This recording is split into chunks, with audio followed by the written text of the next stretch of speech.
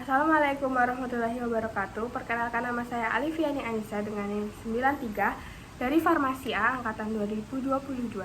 Di sini saya akan menyampaikan isu kefarmasian tentang bahan baku obat di Indonesia yang masih kebanyakan impor dari luar negeri. Jadi, Wakil Menteri Kesehatan di Indonesia itu mengatakan 90% bahan baku obat di Indonesia itu masih mengambil dari luar, terutama tuh dari India, Cina, dan Eropa.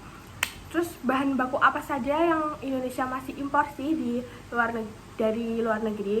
Yaitu itu ada dua. Yang satu bahan baku obat yang aktivitasnya farmakologi, ada aktivitas farmakologi, itu contohnya ada paracetamol seperti itu.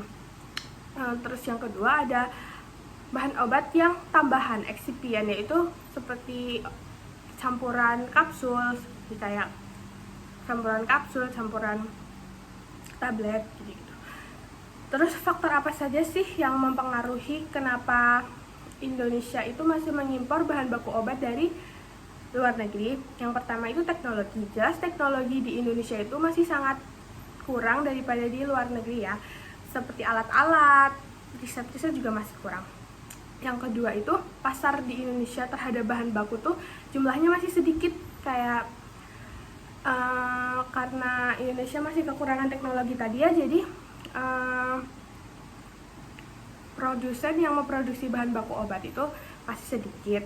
Kemudian apa saja sih yang bisa kita lakukan sebagai farmasi dan calon apoteker untuk menanggulangi bahan baku obat di Indonesia yang masih banyak mengimpor dari luar negeri? Pertama, kita tuh harus memiliki kerjasama dari pihak luar yang banyak, yang luas ya, karena dengan untuk membuat bahan baku obat tuh kita harus mumpuni dari teknologinya, tenaganya, dananya, karena membuat bahan baku obat itu tidak mudah. Kedua tuh kita harus banyak melakukan riset untuk bisa membuat bahan baku obat yang kualitasnya tidak kalah dari yang kita impor dari luar negeri. Contohnya, jikalau kita membuat bahan baku obat herbal, berarti ketentuannya itu harus memenuhi dari ketentuan farmakope herbal. Kemudian itu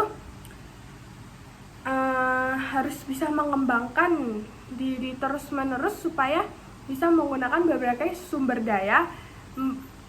sumber daya untuk menghasilkan bahan baku obat, di mengoptimalkan sumber daya yang ada.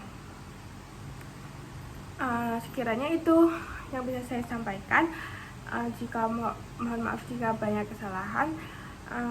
Sekian, assalamualaikum warahmatullahi wabarakatuh.